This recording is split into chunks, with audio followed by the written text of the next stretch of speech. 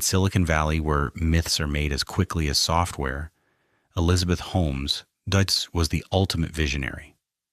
She was a Stanford dropout who walked into the rooms of the world's most powerful men and convinced them she had found the holy grail of medicine. By 2014, Holmes was a global phenomenon. She graced the covers of major magazines, recognized as the youngest self-made female billionaire in history. Her aesthetic was carefully calculated. She wore almost exclusively black turtlenecks, honoring her idol Steve Jobs. She spoke in a strikingly deep, resonant voice that commanded the room, and she famously rarely blinked, projecting an aura of intense conviction. This was the birth of a visionary myth, a narrative that suggested a young dropout could revolutionize medicine. Her company, Theranos, was the vehicle for this transformation.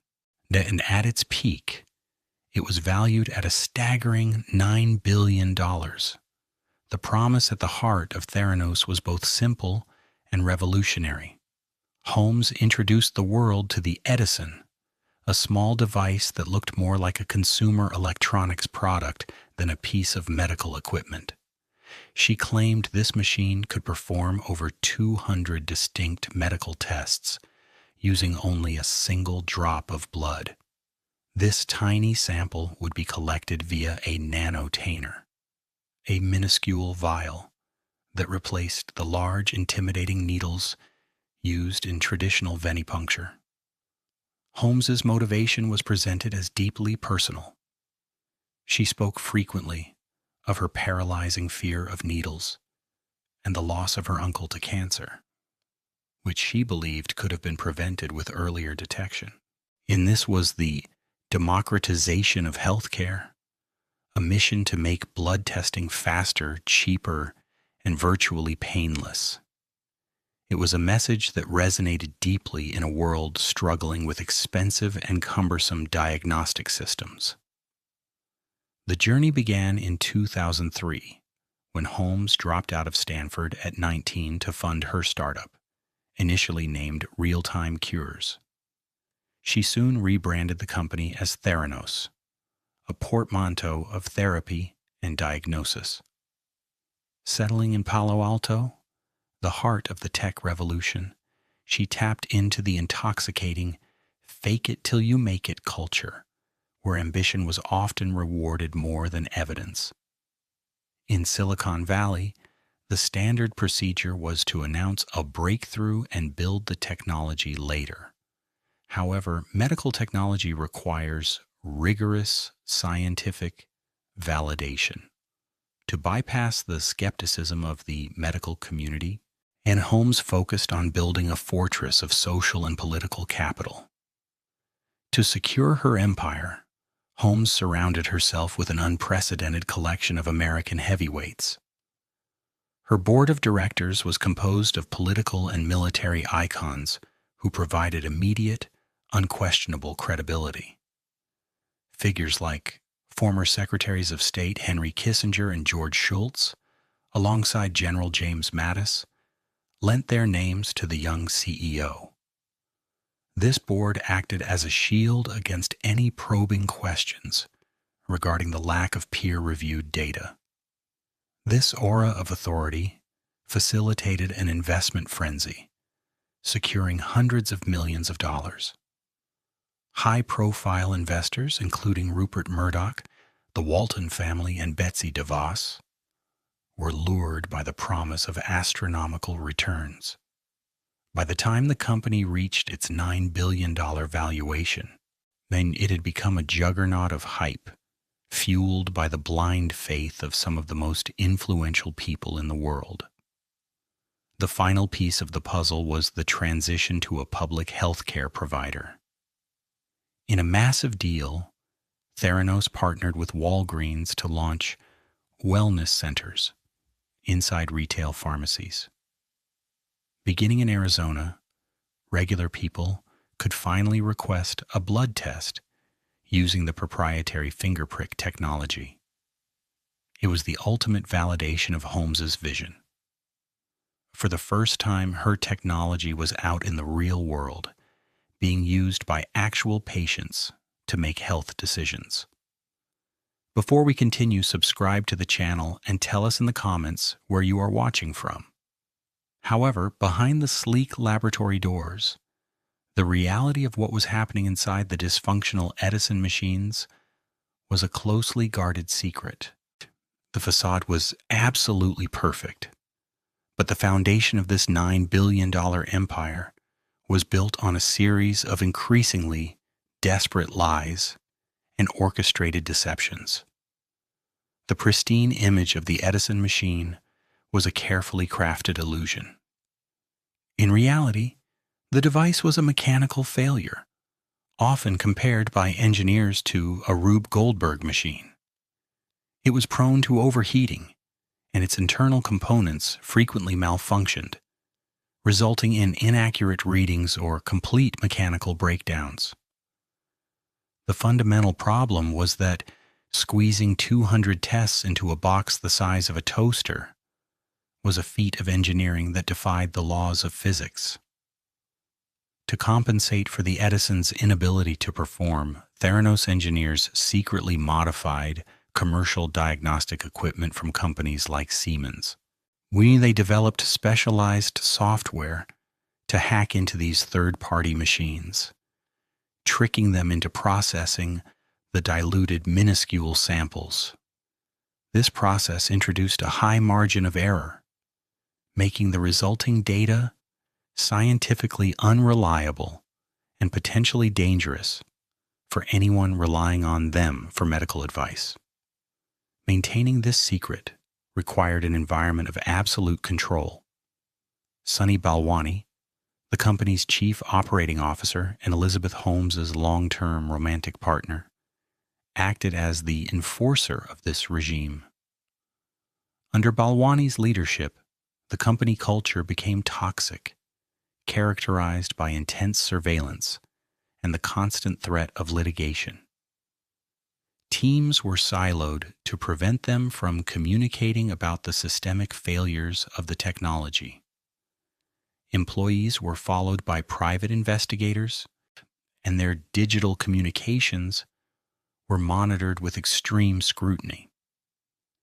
Any technician or scientist who raised concerns about the validity of the testing protocols was met with immediate hostility, often resulting in their forced resignation or termination. Despite the fortress of secrecy, the medical establishment remained deeply skeptical.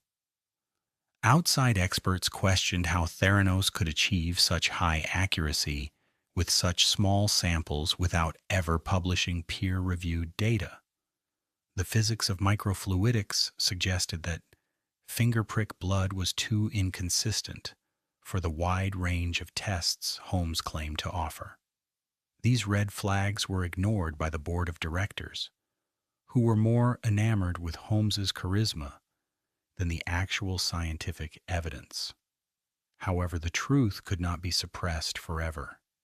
Two young employees, Erica Chung and Tyler Schultz, became the pivotal figures in the company's undoing.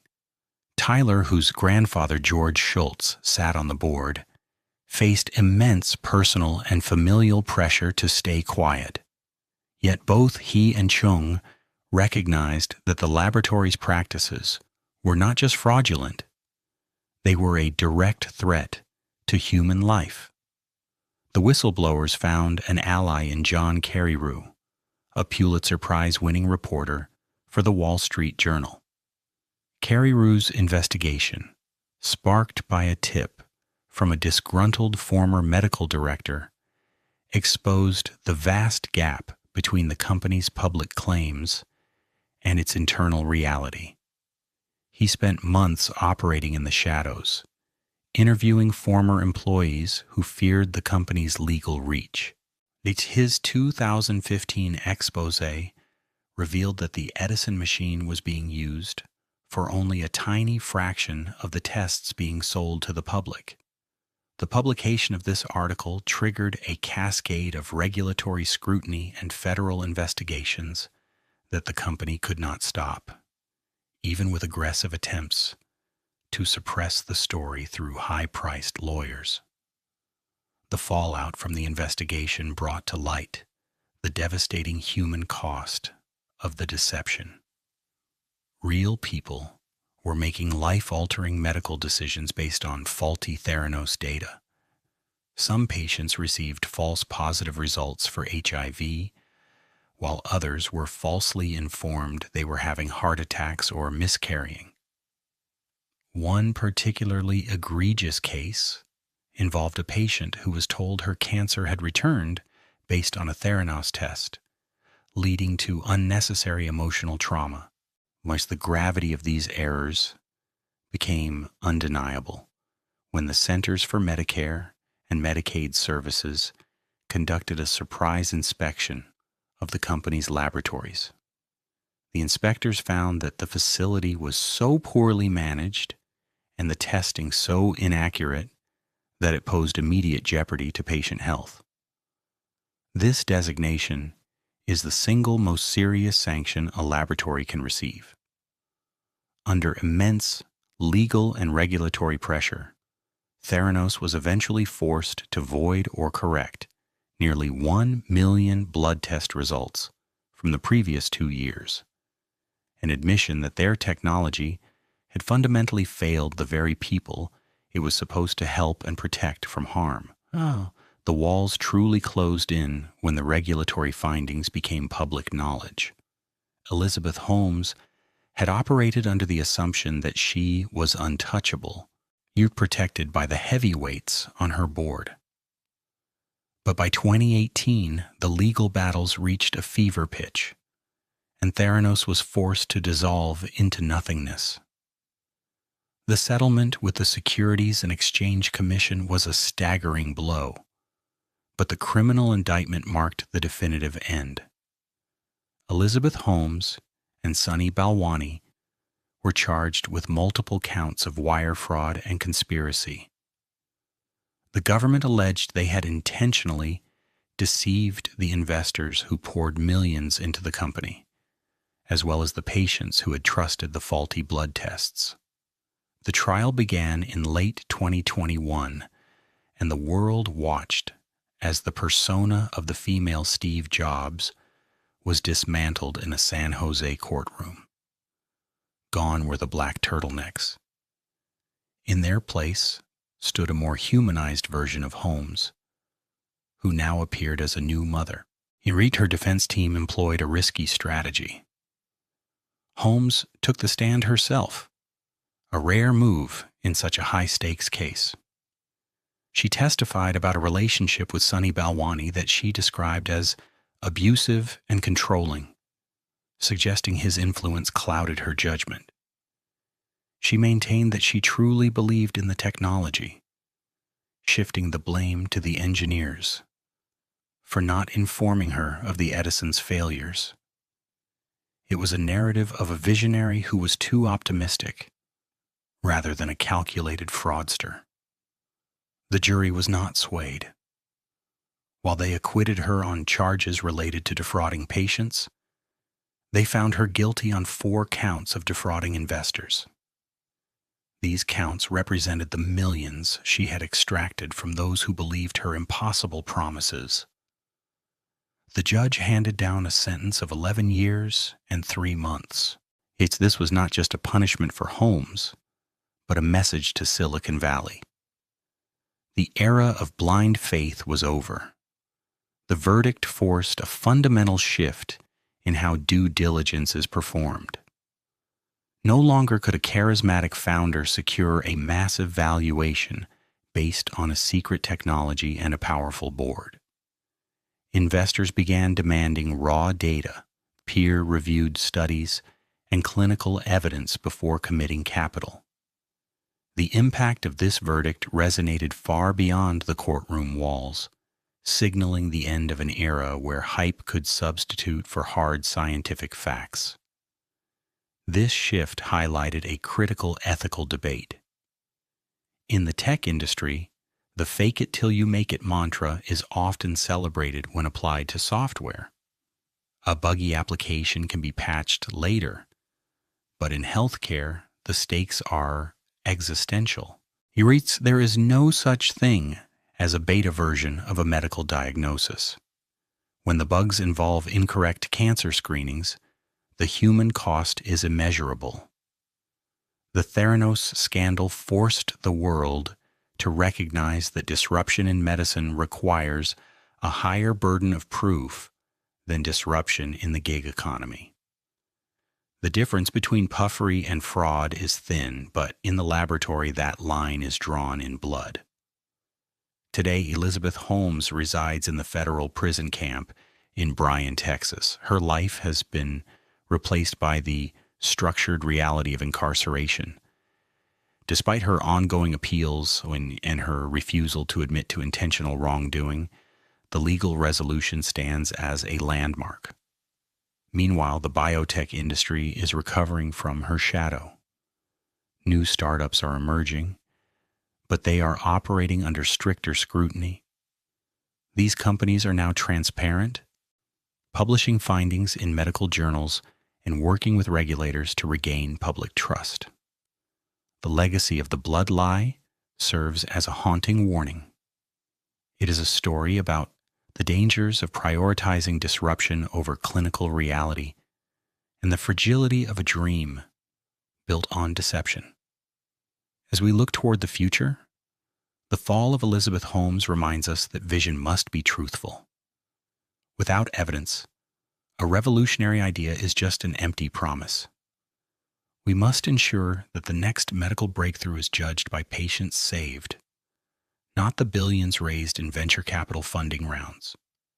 Every drop of blood contains a life, and that life is worth more than any valuation.